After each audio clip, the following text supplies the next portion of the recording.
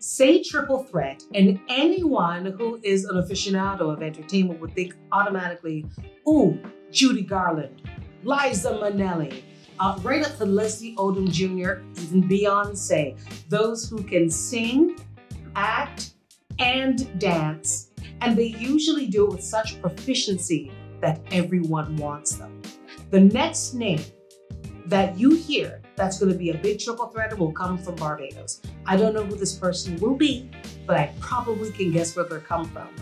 Operation Triple Threat. Today we are here with the founder, Janelle Headley, as part of Pivot Series Season 2, The Pivot Pioneers. Janelle, it is an absolute pleasure to have you here. I feel like I have to project because you know I'm in the space of greatness, and you want projection, you want drama. Thank you so much for having me here. It's an honor to be here. I am really happy that you said yes to this opportunity for a number of reasons. I don't think anyone in the series, either before or since, has really managed to cover the gamut of entertainment and the arts in particular. What is Operation Triple Threat and what was it born of? So Operation Triple Threat is a charity. It is dedicated to empowering young people through the performing arts. And a triple threat is what the industry calls someone who can sing, dance, and act, as you greatly introduced us when you started.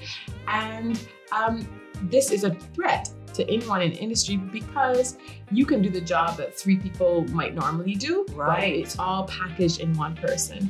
And so we exist because we felt there is a need for young people to operate at a high standard and to expect a high standard from them, and that in doing so, that will cause them to rise to the occasion and be even more than what they thought they could be.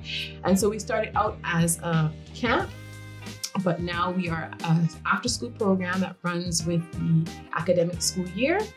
And we not only train students in singing, dancing, and acting, but our modus operandi is to cater to the whole person. So we have 6 programs and services that do that, which is the training in singing, dancing, and acting, scholarships to come into the program, also our Bridge Award program, which allows students to take part in short-term and long-term studies overseas at the tertiary level. We also have our Muse program, our social support program, our academic support program. So we put all those together to really support our students to be the best they can be as people first, and then artists. Janelle, you said it was a registered charity, but this actually sounds like it could easily be a school. My 80s self saw thing. I saw you as Debbie Allen with your stick and your tutu and all of it, but what is it that you have been able to put together in this curriculum that makes it so different from anything else we've ever seen in Barbados? I think it is something that I alluded to earlier, which is the standard that we require of the students. We give them the opportunity to take part in international quality work. They are well worked through scripts that they are able to sink their teeth into and to really explore. We have quality tutors who train them in various genres, in dance and in different acting methods and vocal techniques. But I think the special sauce, if you want to kind of call it that, would be that the approach that I mentioned earlier about catering to the whole person. When somebody walks into our audition process, because we start with the audition process, that can seem quite daunting. So when you're coming to audition, already that person has some sort of drive in them, right? They may not be the best singer or dancer or actor, but they have this desire for excellence and this desire to be better than they are right now. And then when they get in, then they definitely see that we require time commitment, that in putting in those hours of practice, that then they're going to come to this level of excellence that we require of them. But then coupled with that is we're looking at the whole person. I believe that you can't really really inspire and change someone's life if you don't meet them where they are and you don't cater to their mental, their emotional, their social needs. So if you are hungry, come into rehearsal, I'm drilling you on 8 count all the time or 16 count and you're lethargic. I can't look over that and just go, okay, get it. I need to go and figure out, did you eat breakfast this morning? Did you have lunch? And so our program is set up to really take care of the entire person so that then they are open and available to really absorb the information and not just be a machine that can sing, dance, and act, but can really truthfully give themselves to the work and inject themselves into the work to make it their own. Because we don't want clones. We want people who can be individuals and unique and really take whatever path they want to go. So even if you're in the program and you're doing singing, dancing, and acting, it doesn't mean that that's the only thing you're going to do. The skills that you get make you a whole person. So if you end up in law, if you end up being a doctor, if you end up in construction, whatever it is, you're going to be the kind of person that thinks outside of the box and is a good team player that has a high level of excellence. And I think those combination of things are what make OTT. So this is a very holistic program. Yes, definitely. If we had to put one word to it, just holistic, looking at the whole person. Yeah. But you yourself, Janelle Headley, you actually came from a performing background. You were, and maybe you still are, I'm not sure, but you were a budding vocal performer. I've had a couple of tracks that I've been able to bless the Barbadian stages with on radio. How did you make that transition from performer to administrator, coach, teacher, mentor? Well, I always taught as soon as I came out of university, even while I was singing. But I would say that the transition was a lemons to lemonade transition, how I became fully involved in OTT. As an artist, as you said, you know, I was singing. I had done jazz festivals in here and overseas. I had put out records, but I didn't have the team show up for me in a way that was constructive, in a way that I felt like they saw me as an artist and got where I was going. And I was quite disillusioned and I was quite sad about where I was and not knowing that I should keep going even though I'm going to get all the no's. Like I didn't have that, which is something I tell my students all the time. Like no's are part of the process, right? But I didn't necessarily have that in my corner. And I was like, you know, I feel like I have talent, but it's not necessarily materializing even as quickly as I want. And, you know, I also tell my students, you're playing the long game here. It's not about the short term. So out of my disillusionment and my disappointment, I said to myself, I don't want this to happen to somebody else behind me, because I feel like there's so much talent, but it doesn't necessarily get to flourish because it's an entertainment business. And there are like 80 to 90% of it is the business and the network part. Yeah. So as talented as you are, if you don't have that support, you can fall prey to lots of things out there and you can feel disappointed and stuck. And so I took the journey to Canada, back to Canada, because I had studied in Canada, to study artist management. But then life happened. And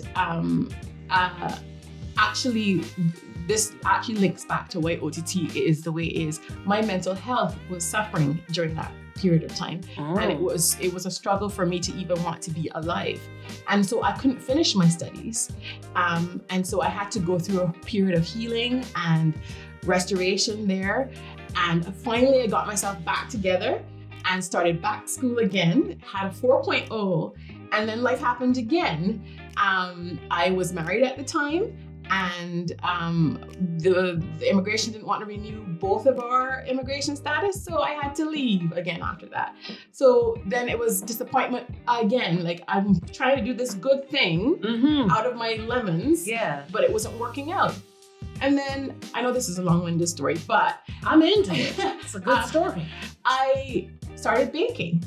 And funny enough, I found out that baking is actually quite therapeutic. And a lot of artists are into baking at some point in their lives. And I was baking and that was taking off.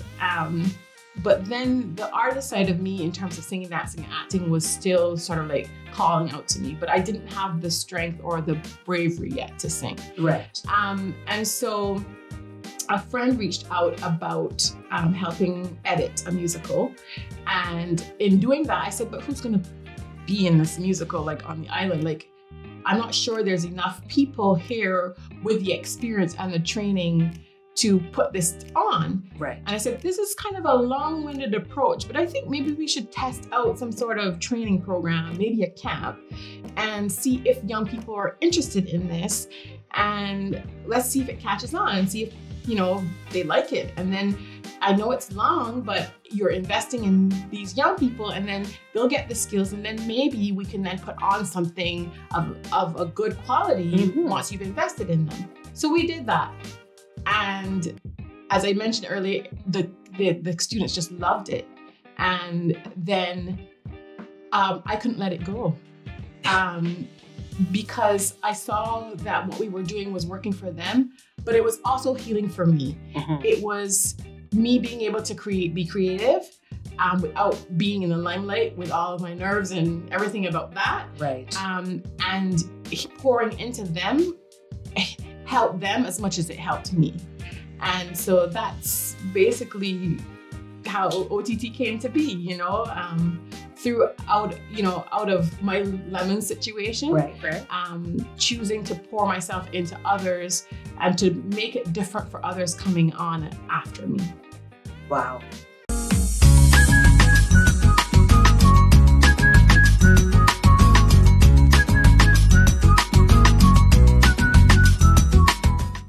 Janelle, that was just a phenomenal, eye-opening, soul-opening story. But as you alluded to earlier, 80 to 90% of this is the business of the art. How did you manage to basically develop a business model for something there's really no template for here in Barbados? Great question. I think it's a combination of research and then an organic flow, if that makes any sense. So I explain. So what we're doing here is not necessarily new.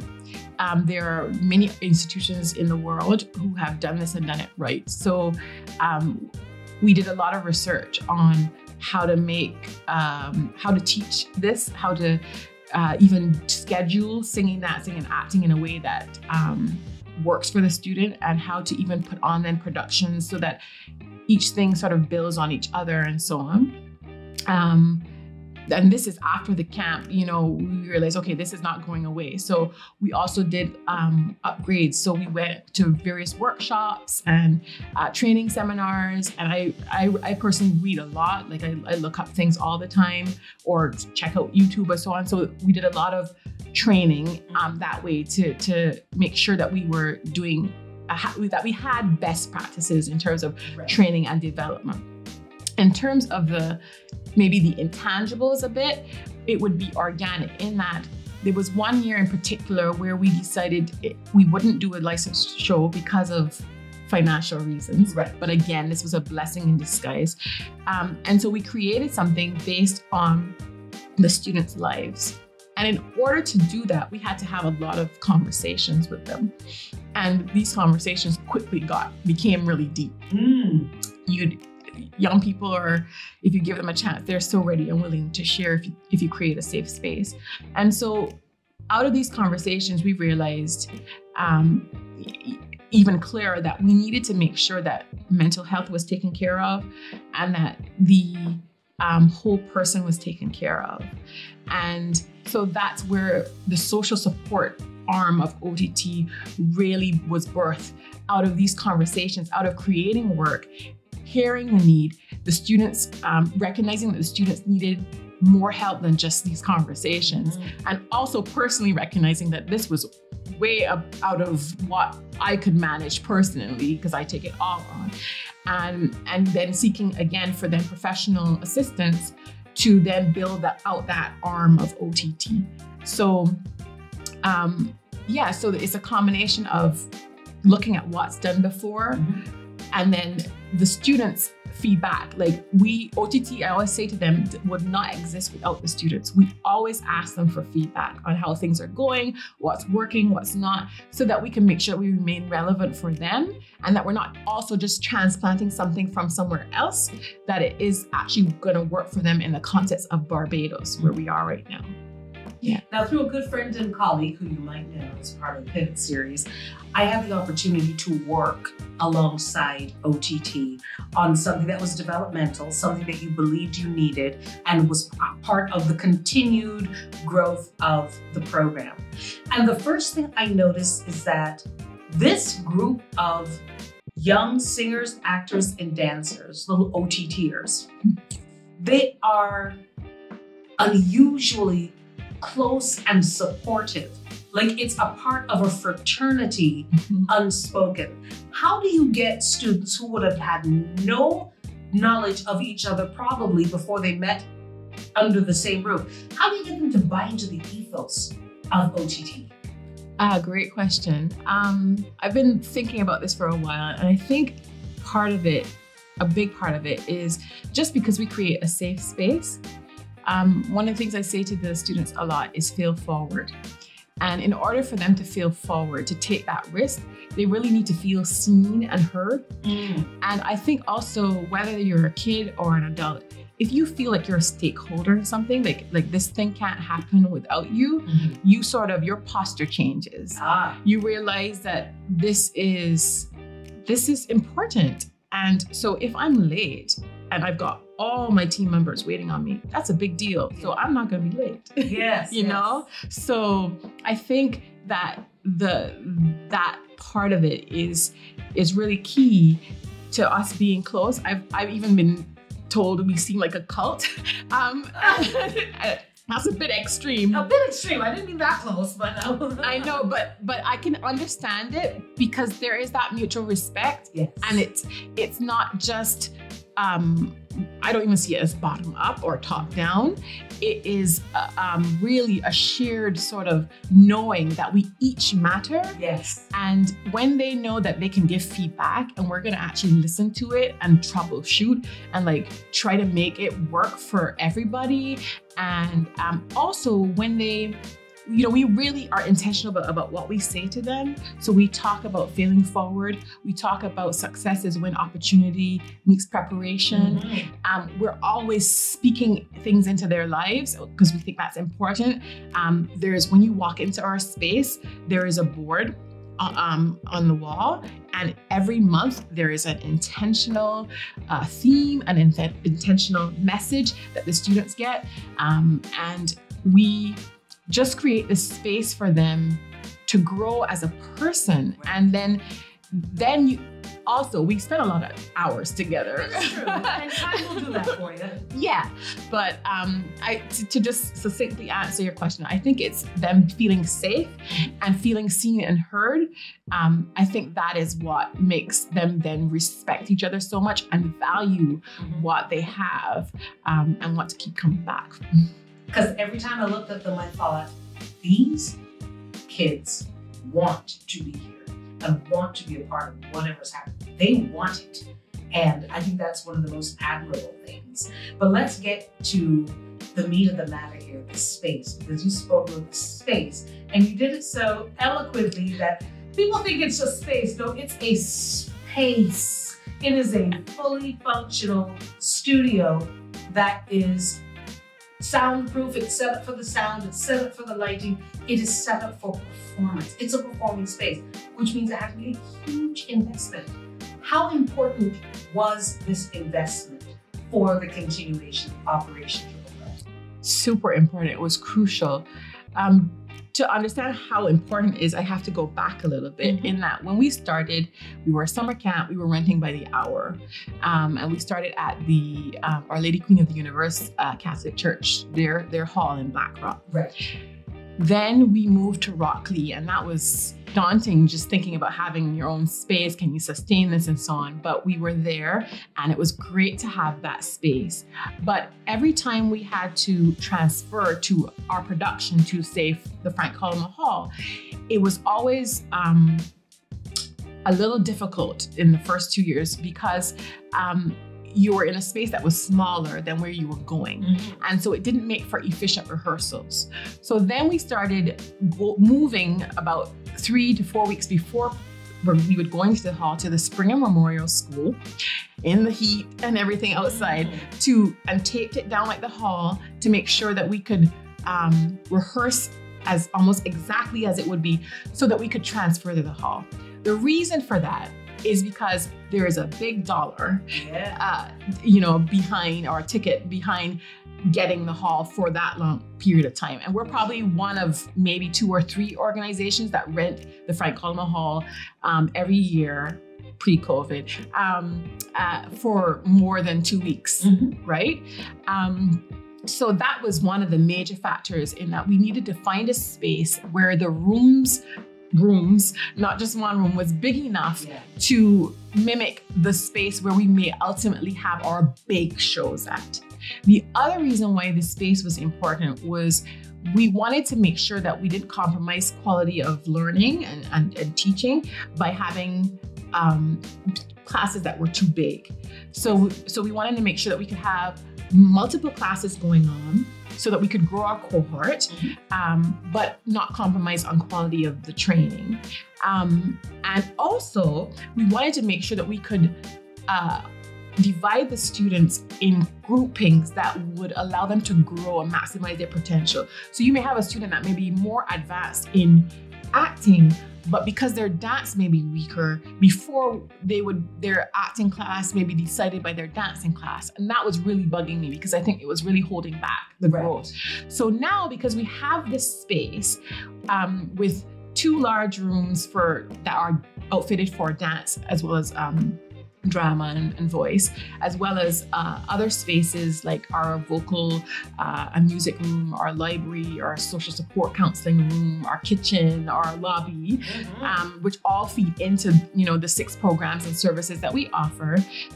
We can have a big cohort. We can keep the quality of the classes. We can tailor the classes to make sure that we're catering to the students in the best way possible.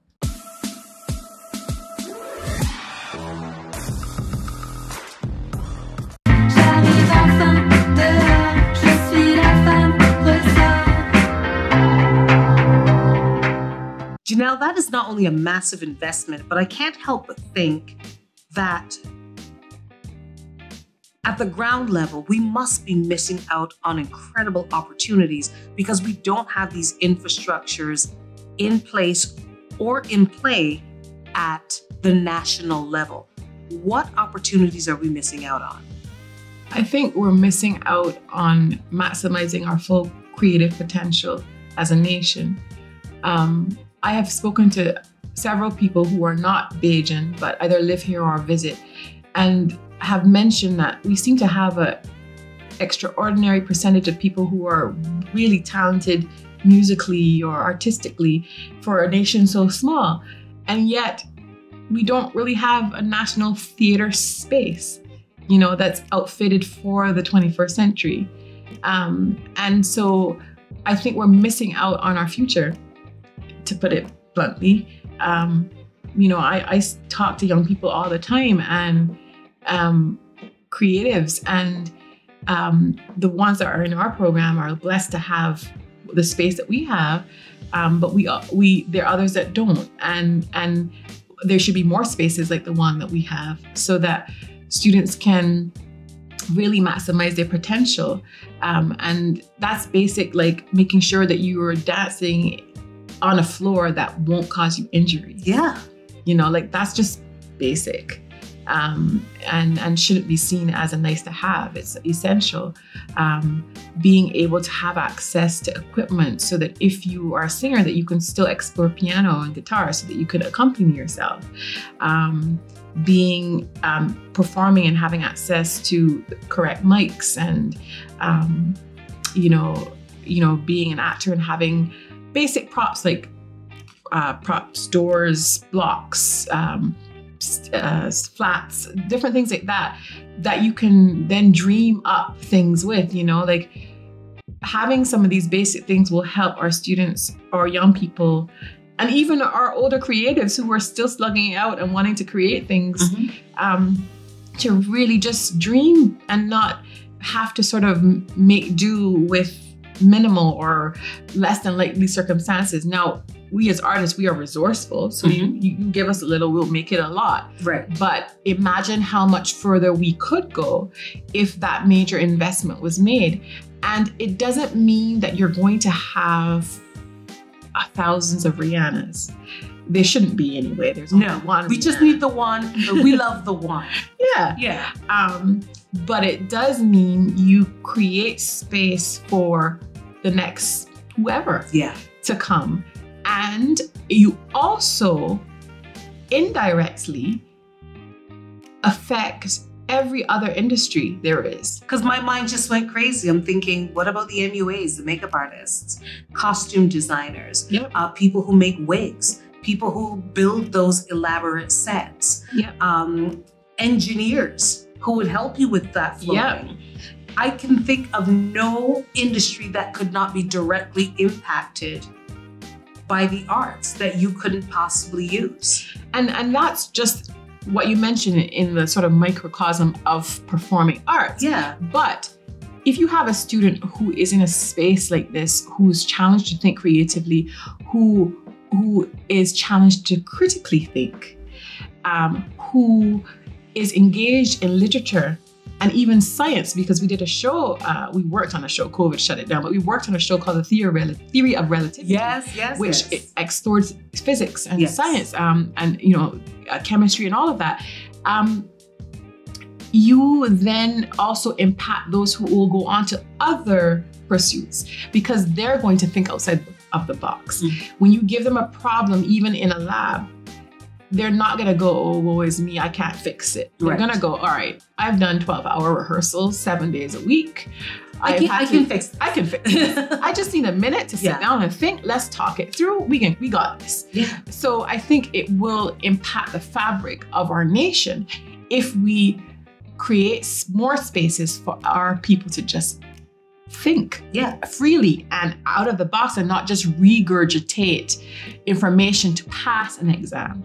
I'm going to go even as far to say I think there needs to be an overhaul of how we think about education. Okay. Education is key to everything else. Yes. But if we just think about education as sitting at a chair, looking at a board, writing down what the teacher says, and then just spewing that back out to pass an exam, then we have missed an opportunity for forward thinking to propel us into the future. And I talk to people in various levels of education, whether it's tertiary, primary, secondary.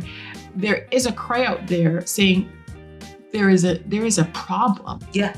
And I think that creative arts can be a big solution for that. Why can't a student who may not be good at that regurgitating, not present their information that they've learned about the atomic structure by creating a choreography for it? Yes. Why can't we structure our learning in a way that it meets the student where they're at and celebrates who they are from the get-go? Because again, that confidence that you create by just allowing them to be safe to be themselves and not be measured by one rubric, right, will allow them to just traverse life completely differently. But if you tell them from infancy A, you're not good enough, so you're going to be in this class. Yes. You sort of chop them at the knees. Sorry to be so graphic, but you really are. Really what it is, though. You're chopping them at the knee, and then you're missing out in your nation from all these creative, out of box thinkers, from agriculture to astrophysicists, and the arts. You're missing out on what we could be. And I know that we are not only good enough, we have proven that we can excel. We get excited when we hear, oh, so-and-so is in The Lion King. From Ricky Stout to Dwayne Hines. Rihanna has another skincare line that we swiping that card to get. Another number one. We'll wait on that album, sis. We'll wait. Somebody has to make the wigs for Bridgerton, do the makeup for cats. Yeah. And we have the talent. My fear is we are letting it all slip away from us instead of creating the atmosphere so that not only can we retain the people, not because we want to keep them imprisoned, but we want to build it and flourish it here. Why can't somebody from London come here to say, well, I've worked with OTT because they're doing the production of Emerton with the score being done by His Excellency, the mighty Gabby.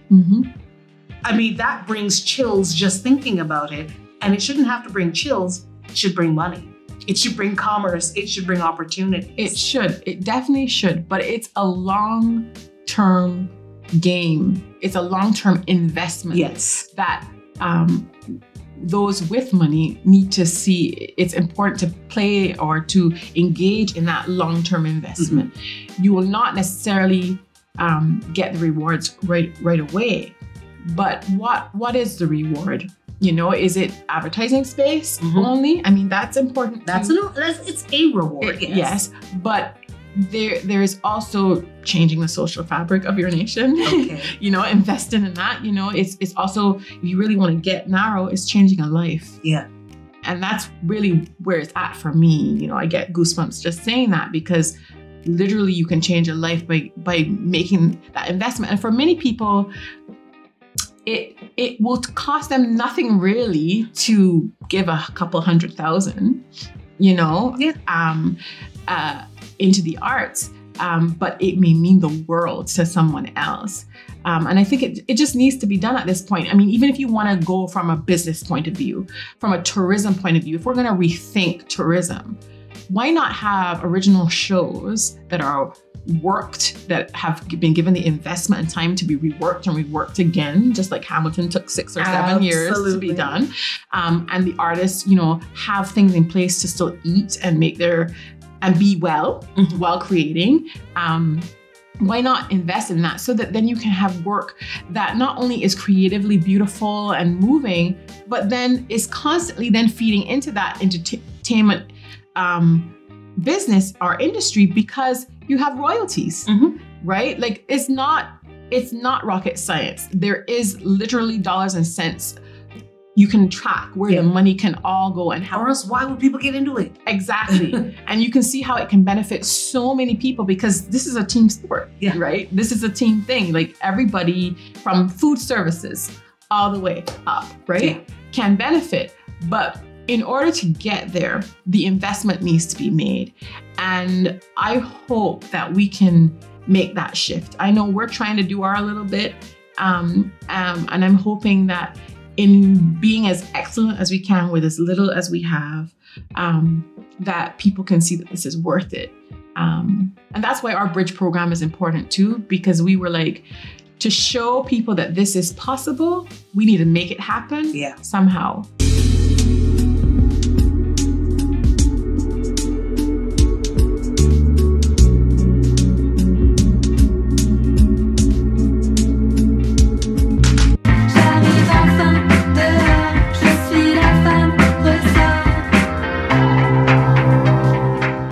Janelle, I think you have beautifully articulated what keeps you fed, what keeps you motivated to wake up every morning and think, what else can I do for OTT?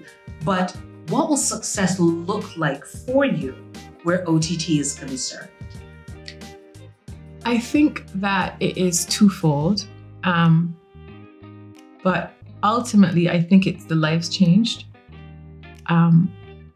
The excellence that we require of the students and the work ethic. If I tell them, if we can infect the world with that, if you can be on time and you can be a good team player and you can be someone that someone wants to hire again and again, then I think I've done the job, and OTT has done the job in terms of elevating a life to a point where you can do anything. And therefore that then multiplies, because wherever you go, you're going to then walk with that excellence, that dedication. And hopefully then that will cause others to step up and to raise their game, just because, well, somebody's going to hire that person again and again. So if that's what it takes to be hired again, hopefully then other people will then step up their game, and hopefully then that will change the industry. So I think It's about the lives changed and their trajectories changed and the ethos that they carry within them and how that then affects the industry here and anywhere in the world. If you want to talk about tangibles, I think that success would also be continuing to grow and evolve with or without me. I think that would be the legacy to that this thing, whatever it is, continues to multiply and grow. It may look like buildings, it may look like theaters, it may look like schools, or it may look like the next big star.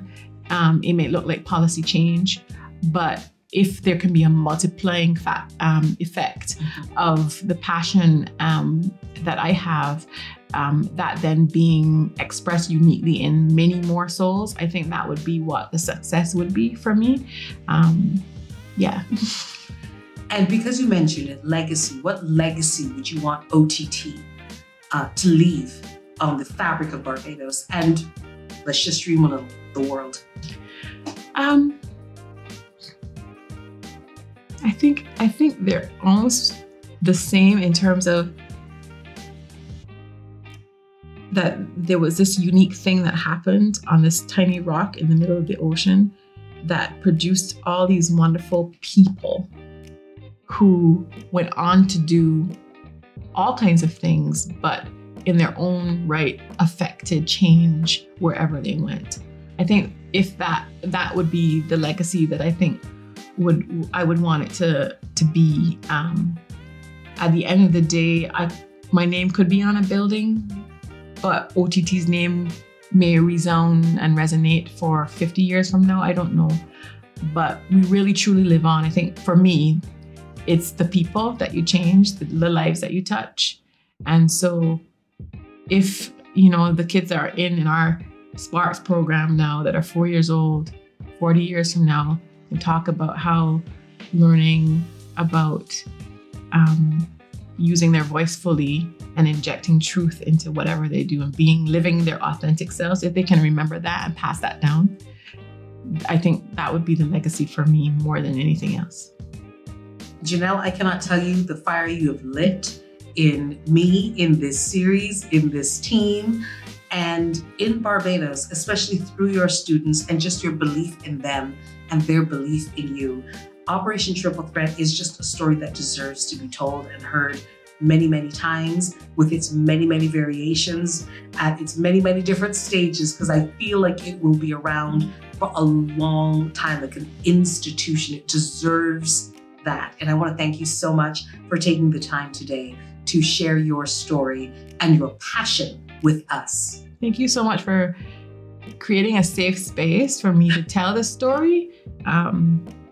It means a lot to me to be seen and heard in this way. I'm tearing up for some reason now, but I am passionate about it. And it's because of the pain that I've experienced that I've chosen to fight hard for the generations to come after me. And I'm grateful that people have come alongside and seen it, heard it, and say, that's pretty good, and have chosen to give us a space to tell our story. So hopefully other people will come on board and help us. I want to thank you all so much for taking the time today to not only appreciate a good story, but understand the movement that is happening. Every time you hear an ad for a production, you buy a ticket. You buy a ticket for someone else. You support a child's dream. You have no idea the legacy you're leaving behind and the lives that you change. But know that you are. Trust me when I tell you, take the opportunity to do it. We may not be a Janelle Headley, but each and every one of us in our fullness can change a life. Don't let the opportunity pass you. And do not miss another installment of the Pivot series.